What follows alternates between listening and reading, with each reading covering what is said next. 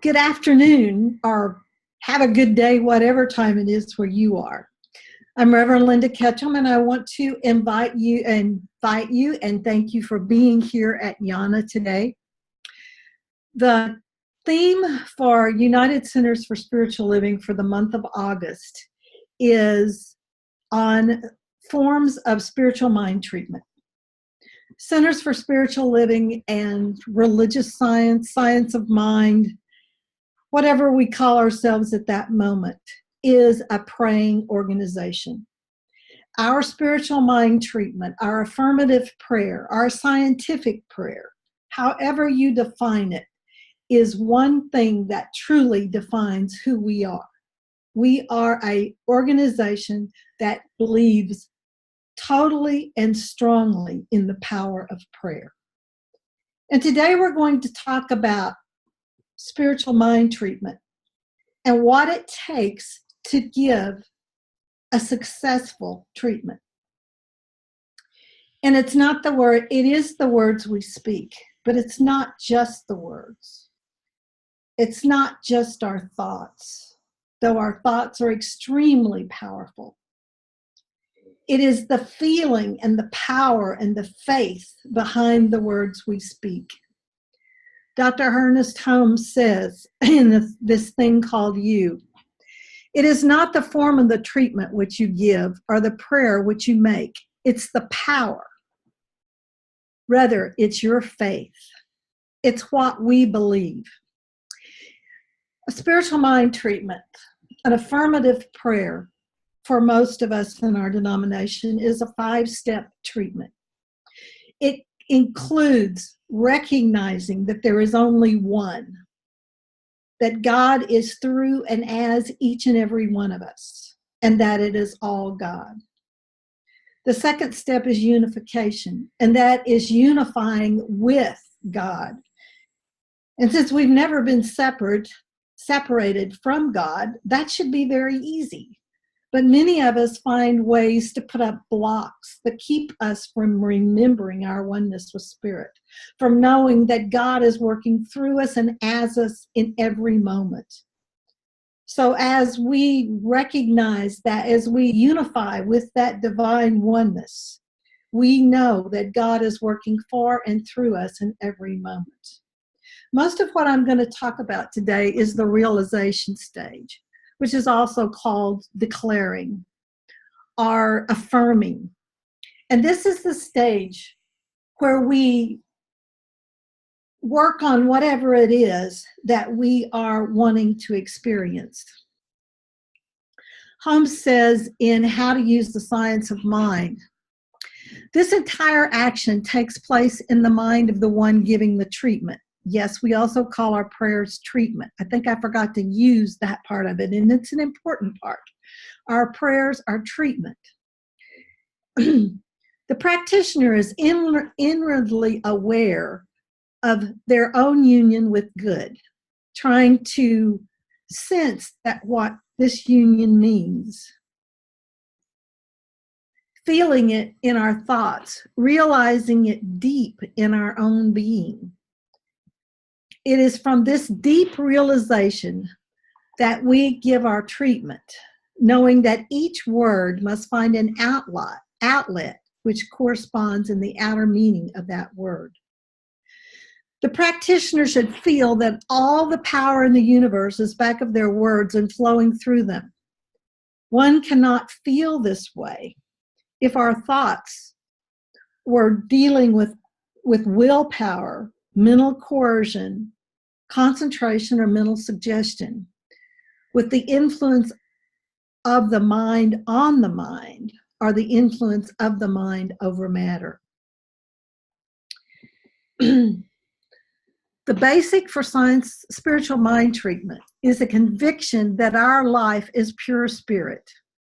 The practitioner recognizes this spirit at the center of the patient's being. This presence is more than a manifestation of God. It is God in person. God is all in all. God is all power, all presence, all life.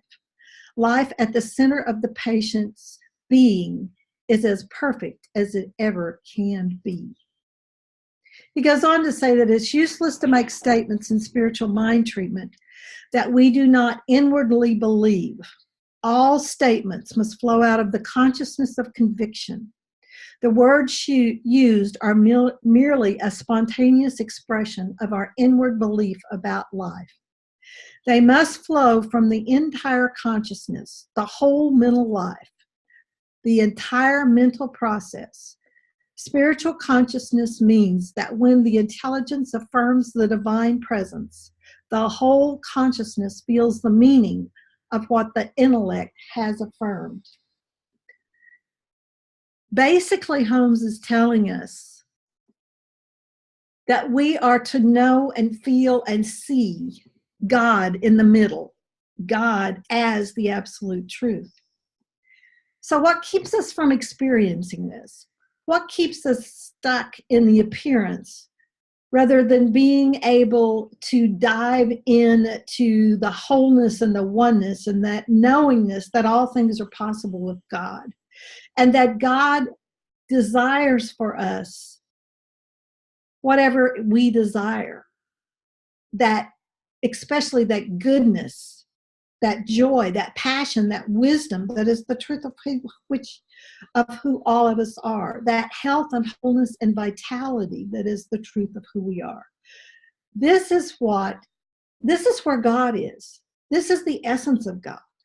And if we see God in the middle of the treatment, if we see God in the middle of the situation, it allows us to get beyond the pain in our body or the appearance of not enough zeros in our checking account or that relationship that's not working. It allows us to get to the point where we know God is working for us and through us in this moment, in every moment. In How to Use the Science of Mind, Holmes uses the example that many times we walk around and experience life like we're wearing a pair of glasses that invert the situation, that allow us to believe that sidewalks are on top of buildings and that we walk on the sky and that the ground is above us. And at least in my reality, that's not quite true. And so when we do our treatment, we're trying to move beyond this inverted experience of life. We're like the person who has had on these glasses, which has inverted the world. And now we've put on another pair of glasses that allow us to see clearly what is true. That we walk on the ground, that the sidewalk is on the ground, that the sky is above us, and that the birds in the air fly above us. And that whatever it is that we are experiencing, we see it clearly.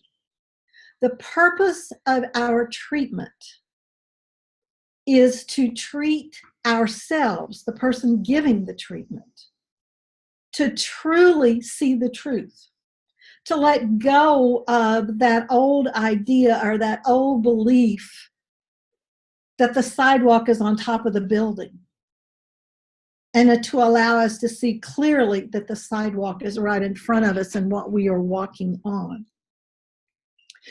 And so when we speak our word in the realization, affirmative declaring stage, whatever you choose to call it, we declare the truth.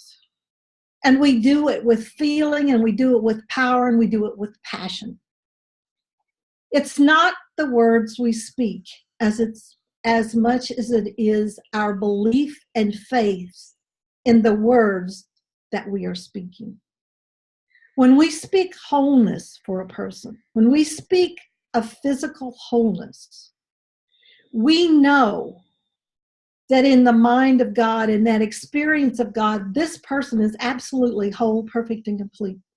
That every fiber, every cell, every tissue of their being, every system in their body is vibrating with wholeness. And that this wholeness is being manifest on a physical level through and as this person in this very moment. We let go of the appearance of illness. We let go of the appearance of pain. I have to share something. I would love to say to you that I can do this every moment of every day. Unfortunately, this is not true. I woke up this morning and it's cooler. We had an extremely hot July and we're having a very cool August so far. I woke up this morning and we've had some storm fronts go through and every bit of my body hurt in every place I could think of. So, of course, the first thing I did was go to the pill bottle and take a pill. I thought, gee, that worked real well. And then I started reading what I was going to speak on today, and I thought,